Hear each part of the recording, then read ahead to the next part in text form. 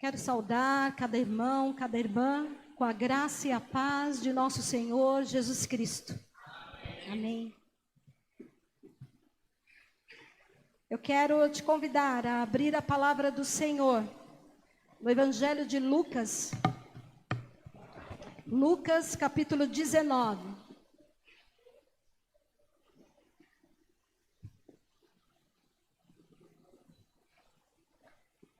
Capítulo 19 de Lucas.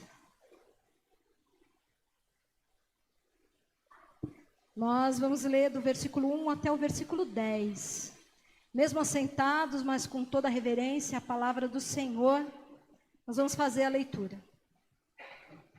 Diz assim: Jesus entrou em Jericó e atravessava a cidade. Havia ali um homem rico chamado Zaqueu, chefe dos publicanos. Ele queria ver quem era Jesus, mas sendo de pequena estatura, não conseguia por causa da multidão. Assim correu adiante e subiu numa figueira brava para vê-lo, pois Jesus ia passar por ali. Quando Jesus chegou àquele lugar, olhou para cima e lhe disse: Zaqueu, desça depressa, quero ficar em sua casa hoje. Então ele desceu rapidamente e o recebeu com alegria. Todo o povo viu isso e começou a se queixar. Ele se hospedou na casa de um pecador. Mas Zaqueu levantou-se e disse ao Senhor: Olha, Senhor, estou dando a metade dos meus bens aos pobres. E se de alguém extorquir alguma coisa, devolverei 4 vezes mais. Jesus lhe disse: Hoje houve salvação nesta casa, porque este homem também é filho de Abraão, pois o Filho do Homem veio buscar e salvar o que estava perdido. Vamos orar? Senhor Deus, Pai Todo-Poderoso, nós nos colocamos diante da Tua divina majestade, ó Deus, e nos reconhecemos, Senhor, carentes, necessitados da Tua palavra, da Tua instrução, da Tua orientação. Em nome de Cristo Jesus, ó Deus, fala conosco nesta noite. E que o Senhor possa encontrar em nós corações prontos para receber a Tua palavra e para colocar em prática. Em nome de Cristo Jesus. Amém e amém. Amados irmãos, amadas irmãs, uma das ênfases teológicas do Evangelho de Lucas é a salvação. Jesus é o Salvador da humanidade. E Ele disponibiliza a sua graça e a sua misericórdia a todos aqueles que verdadeiramente se arrependerem e buscarem uma mudança de vida, conversão, e buscarem uma mensagem urgente de renovação da sua mente, metanoia. Já foi citado aqui nessa noite essa palavra. Metanoia é quando a minha forma de pensar é transformada. É como quando a minha forma de ver as coisas é transformada. Consequentemente, as minhas ações são transformadas. No texto que nós lemos, nós encontramos aí alguns personagens. O primeiro deles aí, Jesus, que diz o texto, estava de passagem por Jericó. Ele estava indo para Jerusalém e ali, pouco tempo depois, ele seria preso, seria julgado, seria morto, né, seria crucificado. Nós temos também aí Zaqueu, que diz o texto, era chefe dos publicanos, para que você possa compreender. Publicano era um cobrador de impostos, então Zaqueu era o chefe dos cobradores de impostos. E o povo judeu, ele se sentia extremamente explorado pelo Império Romano. Então, qual era a situação de Zaqueu? Zaqueu, embora fosse judeu, era visto pelo povo judeu como um traidor do seu povo. Como alguém que havia renegado a sua essência, renegado a sua raiz, renegado o seu próprio povo, um traidor a serviço dos inimigos. Assim Zaqueu era visto pelo seu próprio povo. Diz então que... Não, mas aí Zaqueu também era visto pelo Império Romano como um simples serviçal. Então, para os judeus, ele era um traidor. E para o Império Romano, era apenas aquele encarregado de fazer o serviço sujo, de fazer o trabalho difícil.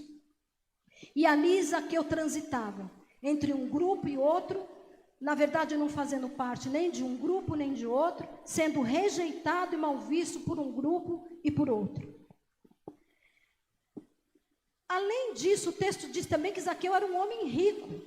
E por que Zaqueu era rico?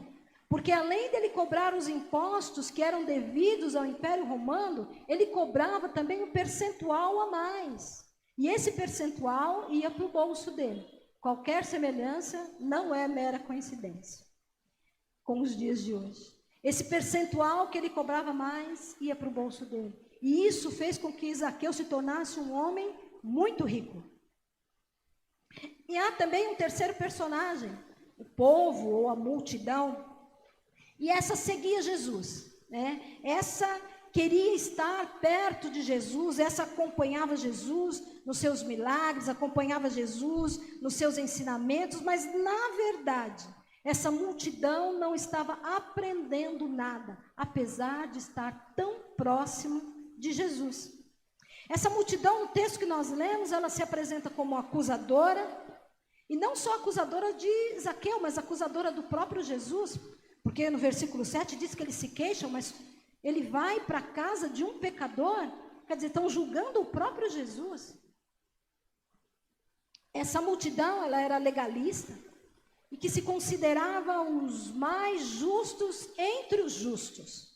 Eram aqueles que não podiam se misturar, eram uma raça pura, eram os donos da verdade, eram aqueles que não se misturavam com os pecadores. É aqueles que tinham sobre si a verdade, o entendimento de que eram os detentores da verdade. E isso, para eles, segundo a mentalidade, a visão deles, lhes dava a oportunidade de julgar os outros. Se colocavam como juízes sobre os outros. Eram puros, eram santos e eles eram merecedores da presença de Jesus. Não aquele pecador. Eles sim eram merecedores. Talvez muitos deles estivessem pensando, mas por que Jesus não disse que vai dormir na minha casa? Que vai para a minha casa? Por que vai para a casa desse Zaqueu? Quem é esse Zaqueu diante de mim?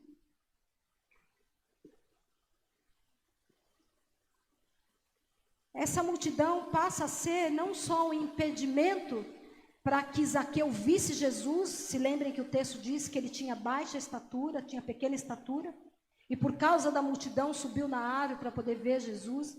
Mas nesse momento a multidão não é só um impedimento para que ele deixe de ver Jesus, mas é um impedimento também para que ele deixe de receber a salvação que Jesus trazia como proposta no seu ministério. Essa era uma multidão que tinha uma falsa moralidade, que era uma multidão cheia de orgulho, cheia de soberba. Era uma multidão que apontava um dedo acusador, era uma multidão que não conhecia graça, que não conhecia amor e nem misericórdia. Por outro lado, aquele que por essa mesma multidão foi apontado como um pecador, tinha sim um desejo sincero de ver Jesus. E isso é relatado no texto, né? Ele estava num ambiente hostil, mas ainda assim ele se aventura, ele sobe numa árvore. Zaqueu era também uma pessoa persistente, uma pessoa criativa. Zaqueu sabia reconhecer a oportunidade. Vocês se lembram? Jesus estava de passagem por Jericó. Pouco tempo depois ele seria preso, morto, seria crucificado, ele não retornaria mais ali. Então Zaqueu era também uma pessoa que sabia reconhecer a oportunidade.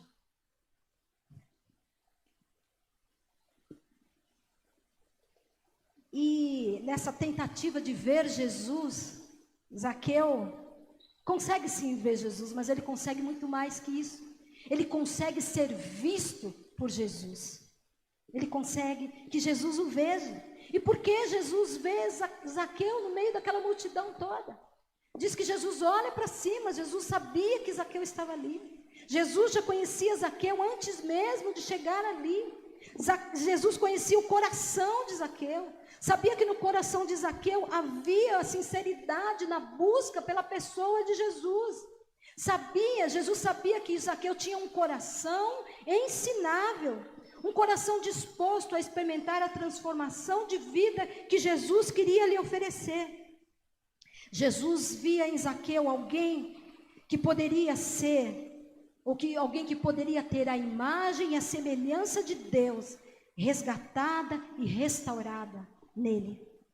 Alguém que sabia que não era maior, que não era melhor do que ninguém. Alguém que sabia e que conhecia os seus pecados e que estava assim disposto a ser confrontado. Zaqueu não fugiu da raia. Zaqueu buscou a presença de Jesus e permitiu ser ministrado por ele. E aí Jesus, como é próprio dele, como ele gosta de fazer, Jesus então estabelece um relacionamento íntimo com Zaqueu. Ele diz: olha, eu vou para a sua casa. Casa é lugar de intimidade. Casa é lugar que a gente só recebe quem a gente gosta. Casa é lugar onde a gente não usa máscara. Literalmente, né? Hoje, dentro de casa, ao menos, a gente não usa máscara. Então, casa é o lugar da intimidade. Casa é o lugar da revelação. Casa é o lugar onde você se mostra como você é. Ninguém aqui nos conhece melhor do que aqueles que moram conosco nas nossas casas. E Jesus estabelece, então, este relacionamento com Zaqueu. E o que é isso? Isso é discipulado. Isso é dizer para ele: olha, eu sei que você é pecador, mas eu quero caminhar com você. Isso que Jesus propõe para mim e para você. É olhar para o outro e sabermos: olha, você é pecador, mas eu também sou. E se nós caminharmos juntos, nós poderemos nos ajudar, nós poderemos crescer, nós poderemos aprender, nós poderemos desenvolver um estilo de vida que agrade ao coração do Senhor. Nós poderemos ter o nosso caráter trabalhado e transformado pela ação do Espírito Santo, pelo ensinamento da palavra do Senhor, pela convivência, pela comunhão, pela disposição em aprendermos com Jesus. Discipulado. E Jesus diz para Zaqueu: olha, Zaqueu, desce depressa, não tem tempo a perder, não tem tempo a se perder. Hoje eu vou para a sua casa. E Jesus pode estar dizendo para mim e para você também: olha, desce depressa. Desce aí desse pedestal aonde você se colocou. Desce aí desse muro aonde você se colocou, onde a minha presença está sendo impedida de te alcançar. Desce desse mundo que você criou ao seu redor, onde você se protege, onde você não permite ser confrontado e, consequentemente, você não permite experimentar a transformação e a oferta de salvação que eu tenho para você.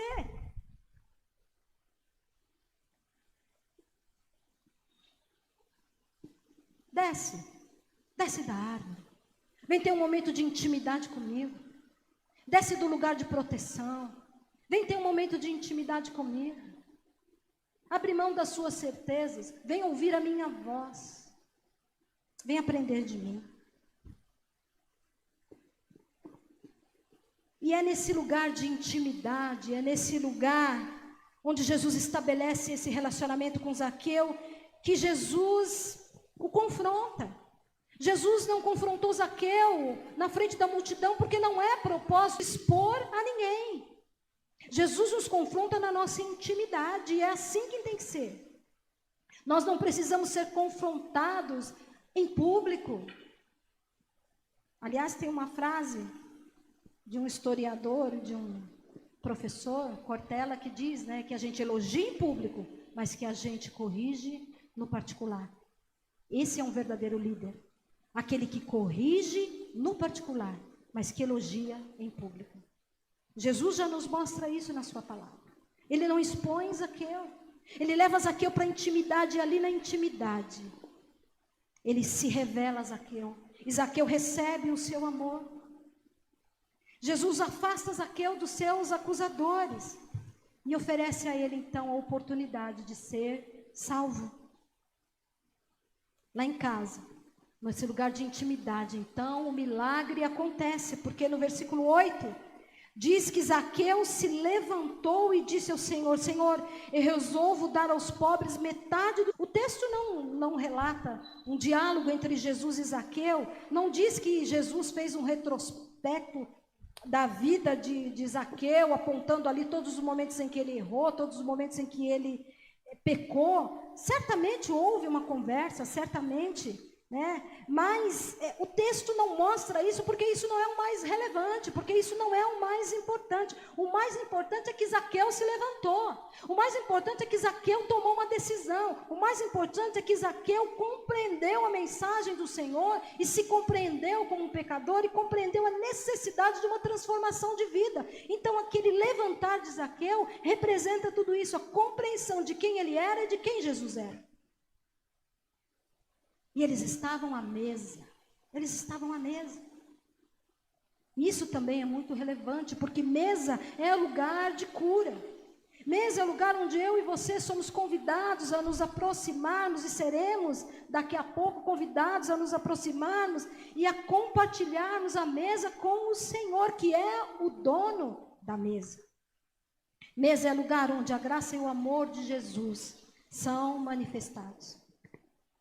E esse levantar de Zaqueu, que significa essa tomada de atitude, essa disposição para a mudança, um reconhecimento que é necessário sair da posição que ele estava e tomar uma nova posição.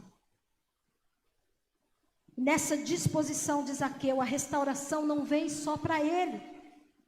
A restauração vem também para aquele povo, para aquela multidão que foi acusadora de Zaqueu. Porque quando ele diz, olha, eu vou repartir com os pobres metade de tudo que eu tenho, ele está devolvendo àqueles pobres a sua dignidade.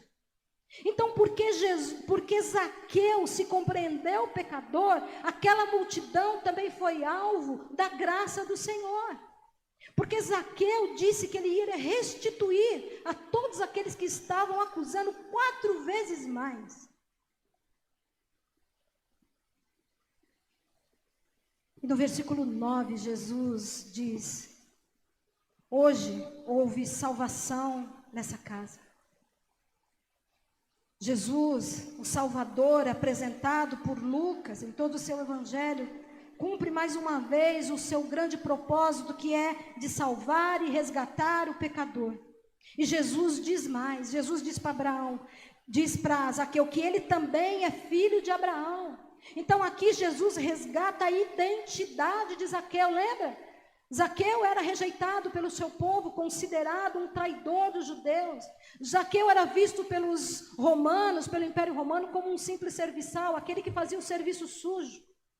Mas nesse momento Jesus resgata a identidade de Zaqueu. Você é filho de Abraão. Você faz parte do povo de Deus, da nação eleita. Tanto Zaqueu como aquela multidão eram pecadores. Só que Jesus viu em Zaqueu um coração disposto a recebê-lo. Jesus viu em Zaqueu um coração ensinável. Enquanto a multidão se preocupava em apontar os erros, em dizer que Zaqueu era um pecador, em julgar a atitude de Jesus, Zaqueu se alegrou. Rapidamente desceu da árvore, obedeceu a Jesus. E por conta disso, ele recebeu a salvação. Eu quero te convidar nesse momento a fechar os teus olhos. Se colocar na presença do Senhor que está neste lugar. E com coragem, reconhecer quem é você nessa história. Talvez você seja Zaqueu, que chegou aqui nesta noite dizendo: Senhor, eu tenho sim os meus pecados.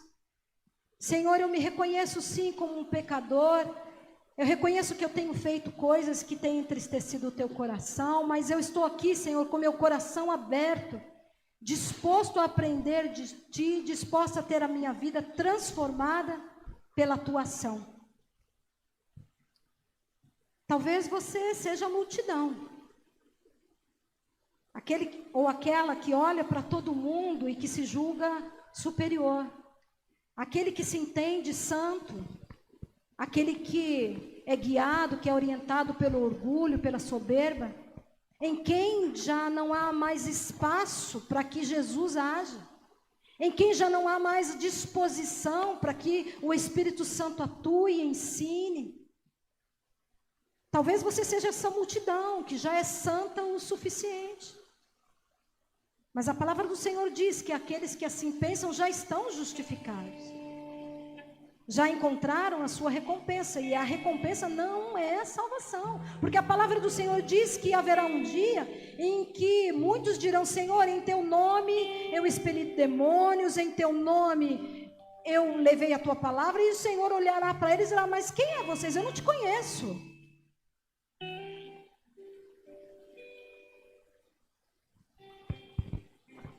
Se você se entender no lugar dessa multidão que aponta o dedo, que abre a boca para condenar, que julga, o Senhor está nesse lugar.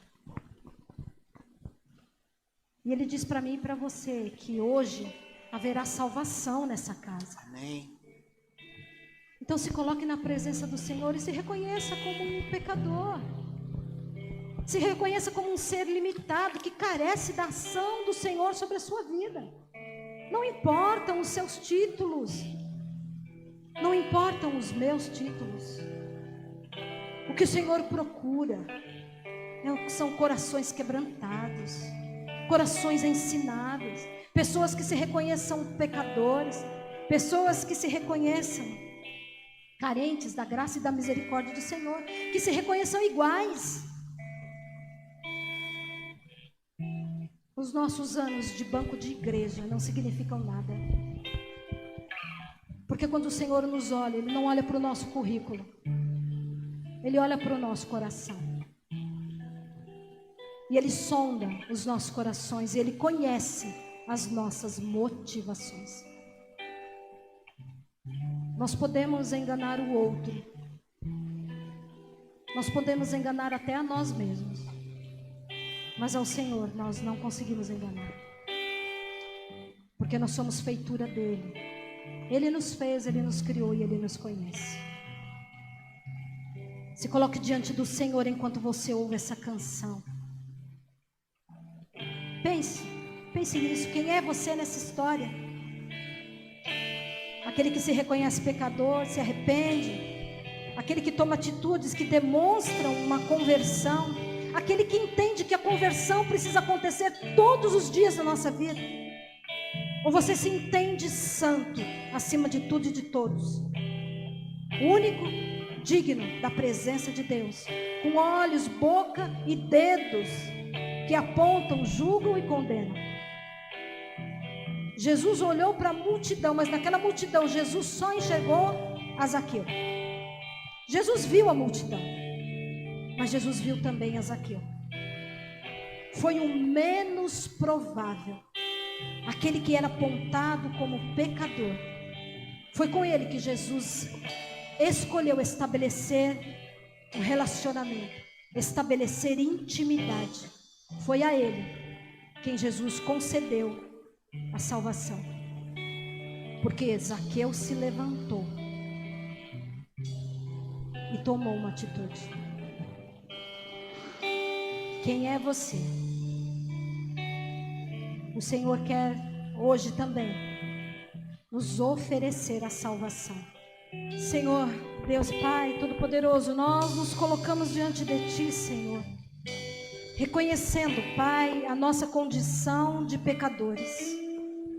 Pai, em nome de Cristo Jesus, nós não queremos mais nos enganar, Senhor, porque ao reconhecermos essa condição, nós permitimos que o Senhor venha e que o Senhor atue sobre nós e em nós, transformando a nossa maneira de pensar, transformando o nosso olhar, transformando os nossos corações, as nossas atitudes, Senhor.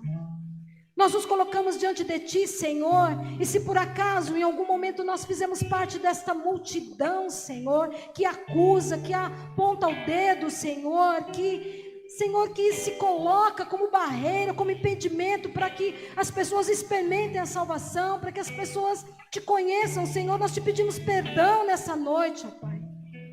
E nós te pedimos, Senhor, que assim como Zaqueu, nós possamos nos levantar, Senhor, e decidimos mudar de vida, mudarmos as nossas ações, Senhor, buscarmos a Tua presença, e buscarmos, Senhor, que seja restaurada em nós a imagem e a semelhança perdida, Senhor, com o pecado. Pai, em nome de Cristo Jesus, olha para cada um de nós, Senhor.